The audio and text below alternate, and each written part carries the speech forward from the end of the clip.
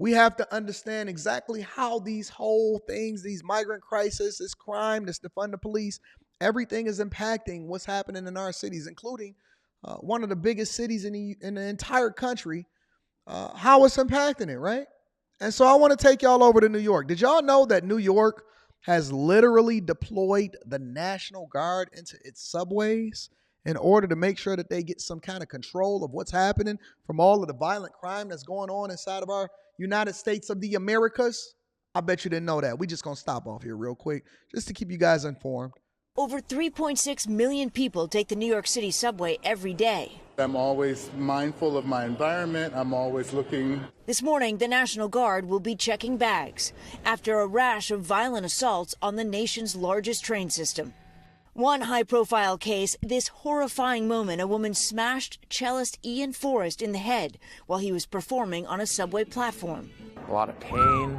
I didn't know what happened. The increased security, part of the New York governor's plan to crack down on crime.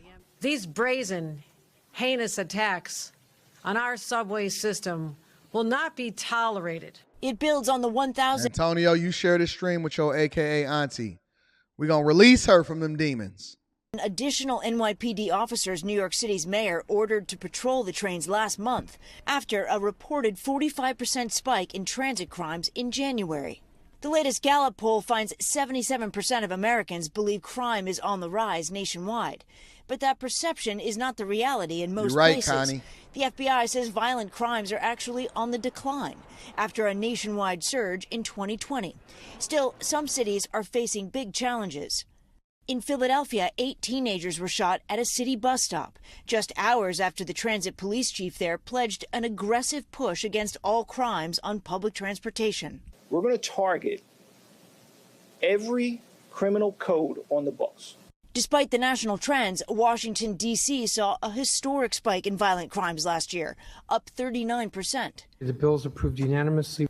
The D.C. Council passed a massive bill aimed to make the district safer, including increased penalties for some gun offenses and expanding the definition of carjacking. Here in New York City, Transit Chief Michael Kemper says the increased police presence on subways is a deterrent. If anyone's thinking of coming into the subway system with a weapon, there's probably a good chance they're going to get caught.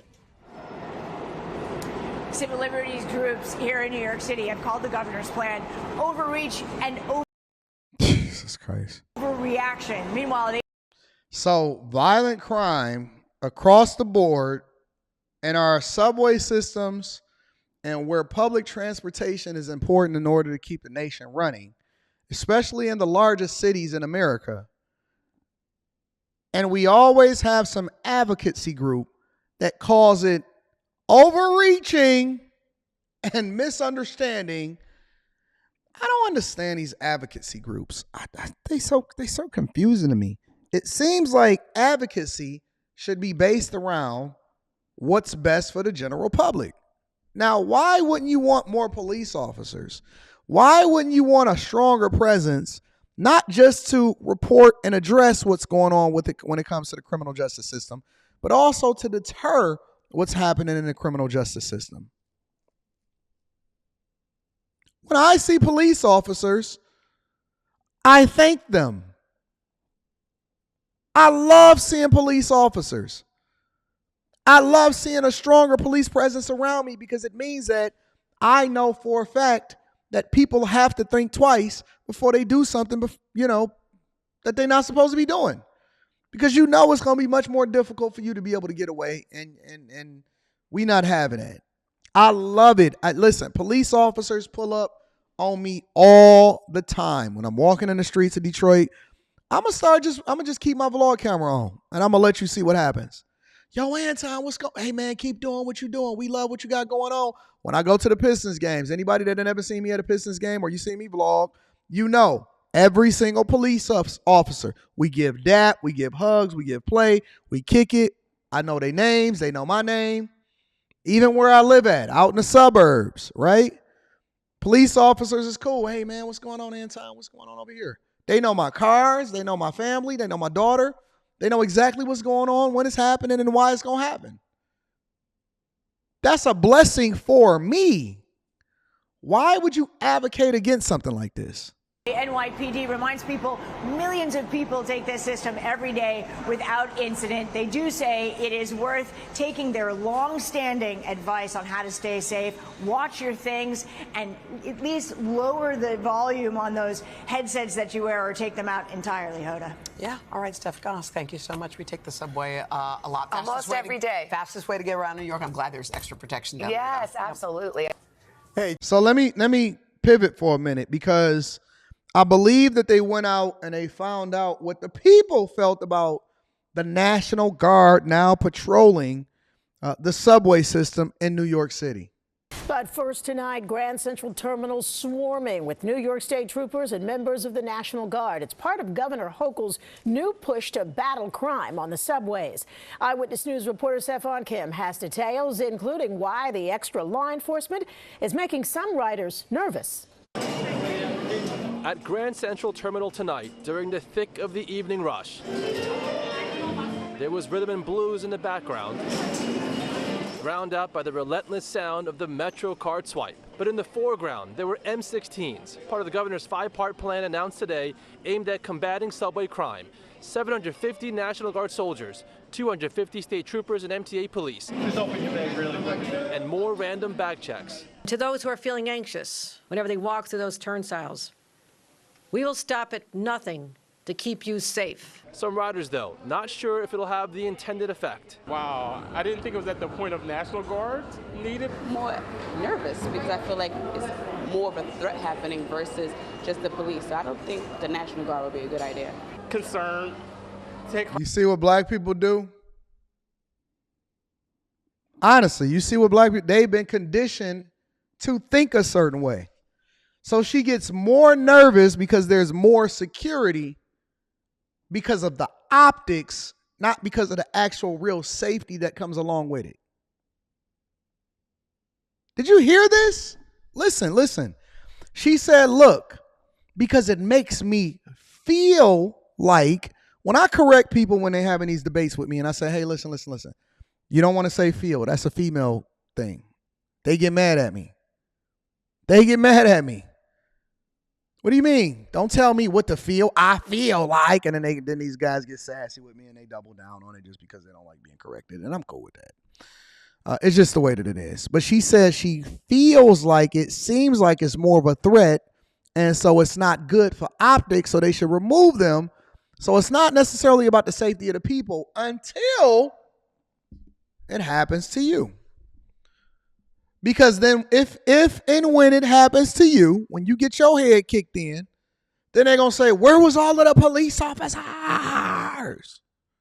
Why aren't we doing more in order to deter crime? What is going on? Nobody cares until you're the one that's getting slapped in the face. Then you're going to want to know what the heck is going on with the police officers. Okay. Harkening back to like 9/11. Feels like a huge...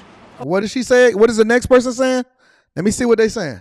Take harkening back to like 9/11. Feels like huge overreaction and overreach. Donna Lieberman is the executive director of the NY. Feels like a huge overreaction and overreach. Okay. CLU. Calling out the National Guard in response to some incidents is not the way to go. Stefan, they have this in Europe because of the terrorism threat in Europe, and no one seems to mind. You can get used to a lot of things. Former NYPD Chief of Detectives and ABC News analyst Bob Boy says the larger issue is recidivism and mental health. They need to be taken off and taken to a psychiatrist so they can get help. And there needs to be a plan after that to keep them into treatment. The governor's plan calls for more resources for mental health outreach teams targeting the mentally ill. So if somebody slaps you in a subway, I just want to make sure that we all clear. If somebody slaps you in a subway, it's important for us to address the mental health of that person. Hey, let's deploy a mental health team. Hey, excuse me, sir. Are you feeling anxious? Are you feeling secure within yourself? It's important for us to be able to address your issues. I'm sorry. Give me your name, and I want to make sure that you get the proper treatment for why it is that you slapped the back of that person's head and pushed them over on the train tracks. Jesus Christ. Y'all know therapy is already a scam?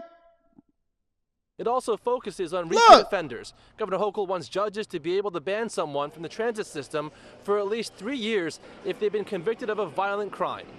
Yeah, listen, we not going to let you walk down into the transit system and scan your card that we have no idea of identifying whether or not you actually banned from the system or not.